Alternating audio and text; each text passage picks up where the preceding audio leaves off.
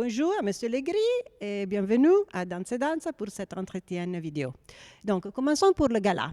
Grandi momenti di danza diffusi alla télé jeudi le 25 février, Rai 5 à 11h15. Donc, quelle surprise avez-vous réservée aux téléspectateurs? Alors, je ne sais pas si c'est une surprise, à vrai dire. J'ai préparé un programme qui me semblait important pour le moment, de présenter des grandes œuvres du répertoire classique. Donc, il y aura des extraits de Don Quichotte, de Mon Corsaire aussi, que j'ai créé à Vienne et que je trouvais que c'était une belle opportunité aussi pour travailler avec les danseurs de la Scala. Il y aura aussi un extrait du répertoire de Excelsior, qui fait partie de l'histoire de la Scala.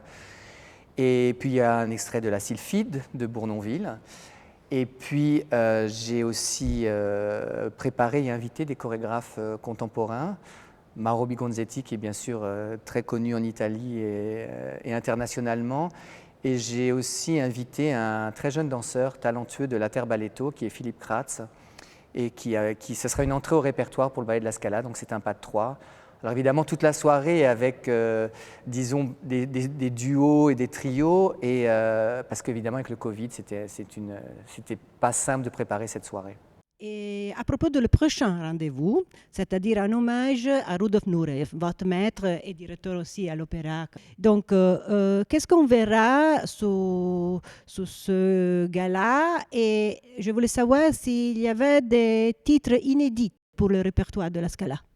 Alors déjà, ça va être inédit, je pense, pour certains danseurs, parce qu'il y a toute une jeune génération qui ont pas fait beaucoup de ballets de Nureyev, à part, bon, il y a eu La Belle au Bois dormant et Le Lac des Cygnes, mais par exemple Cendrillon, ça n'a pas été donné depuis très longtemps.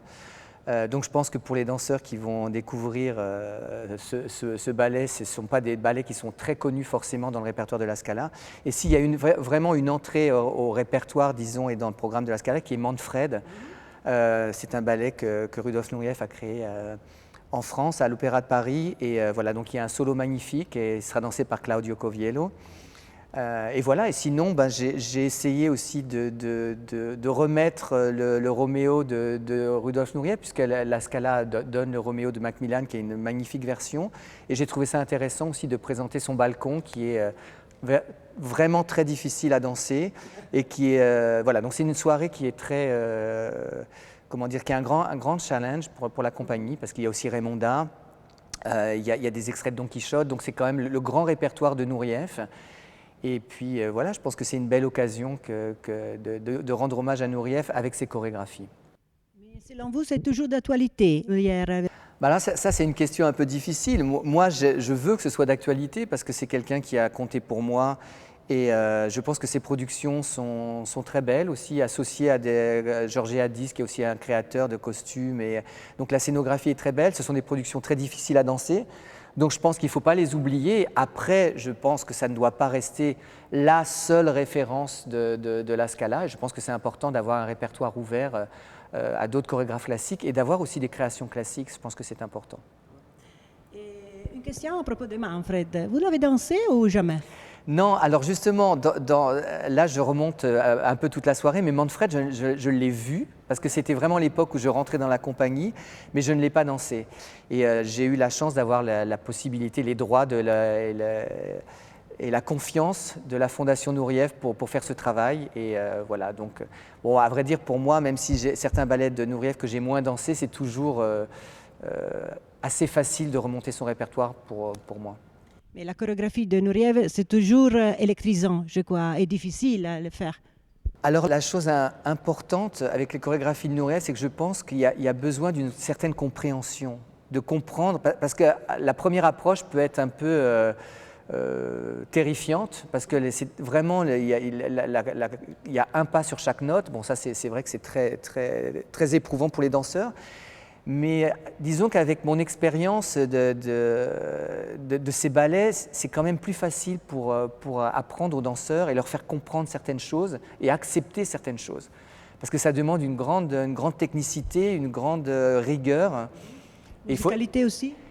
Alors la musicalité, c'est toujours un point délicat avec les ballets de Nureyev, parce que j'entends beaucoup de critiques qui disent que ces ballets sont anti-musicaux. Pour moi, ils sont très musicaux. C'est l'inverse, parce qu'il y a une façon d'interpréter la musique et une compréhension, même sur son Roméo, où il y a beaucoup de pas. Mais finalement, il y a une certaine musicalité, mais qu'on doit comprendre. On doit comprendre. On attend pour le mois de mars une soirée contemporaine. Et donc, la question, c'est la relation parmi le ballet et la danse contemporaine dans un répertoire d'une compagnie comme la Scala.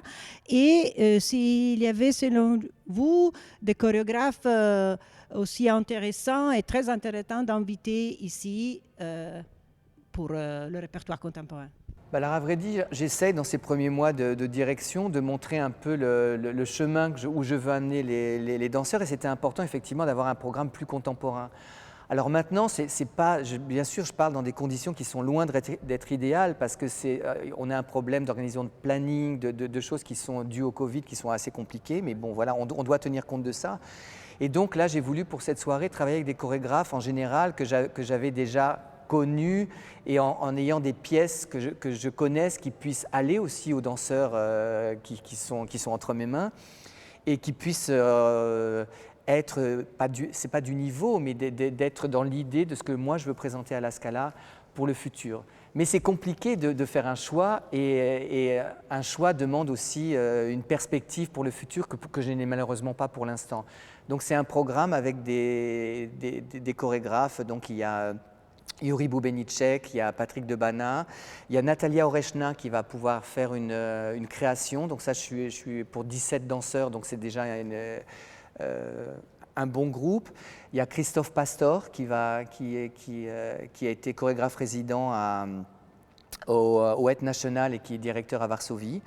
Il y a également un Italien, Simone Valastro, qui a fait son école à la Scala et qui a fait toute sa carrière à l'Opéra de Paris. Et voilà, donc je suis content qu'il puisse revenir. Et il y a un chorégraphe aussi qui est internationalement connu, David Dawson, qui nous donnera aussi un magnifique pas de deux.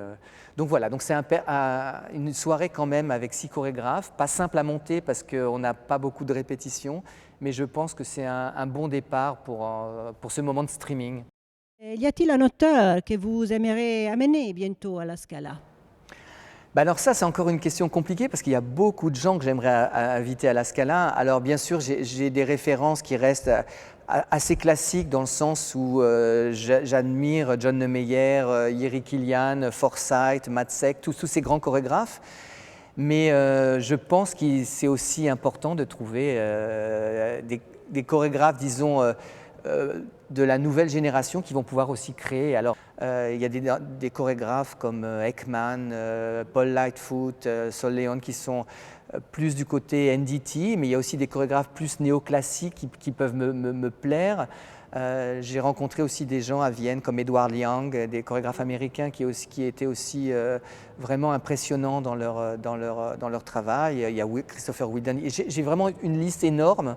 Après, il faut trouver le projet qui va matcher avec la Scala et puis matcher avec les danseurs aussi. Pour moi, c'est important de comprendre les attentes du public, des danseurs, et puis d'arriver dans le temps à faire quelque chose qui reste pour le répertoire de la Scala. Et encore une chose, c'est un trait distinctif de vos premiers mois ici, a été de révéler au public les coulisses, le travail complexe de préparation de titres de répertoire à travers des masterclass. Tout le monde rappelle celle avec Carla Fracci. Vous avez l'intention de poursuivre cette roue de masterclass, d'ouverture Alors, à vrai dire, les masterclass, le seul moyen d'exister en ce moment, ce sont par le biais du streaming et des masterclass. Donc je pense qu'on a appelé ça masterclass parce que je pense que c'est un titre qui peut ramener les gens et avoir envie d'attirer un public. Et puis le premier programme qui était préparé, c'était Gisèle, qui a été préparé par Frédéric Olivieri, d'ailleurs juste avant que j'arrive. Et malheureusement, les danseurs n'ont pas pu faire les spectacles. Donc c'était pour moi le premier spectacle à présenter en streaming. Et pour ajouter quelque chose de particulier, j'avais voulu, comme c'était une seule soirée, diviser le rôle avec plusieurs artistes de la compagnie pour que le public puisse voir. Et sur le top de ça, je pensais que la version d'Yvette Chauviré, une personne iconique en Italie et dans le monde de la danse, c'était Carla Fracci. Et pour moi, c'était absolument une chose normale et émotionnante aussi de pouvoir inviter Carla Fracci. Et j'ai été vraiment très très heureux de voir la réaction des danseurs de la compagnie, même la jeune génération qui regardait Carla Fracci de loin. Et il y a eu une espèce de famille comme ça réunie, et pour moi c'est exactement ce que je voulais. Et en plus, j'ai trouvé les masterclass absolument intéressantes et nécessaires pour le public et pour la jeune génération. Donc c'est quelque chose que je pense doit rester aussi par rapport au prochain spectacle pour présenter une programmation. Je pense que c'est quelque chose, c'est un plus. Donc c'est peut-être une des choses que le Covid nous a amené, mais qui peut-être peut aider ou faire un complément au spectacle. Merci beaucoup, Monsieur Allegri, et à très bientôt au théâtre. Grazie, un piacere.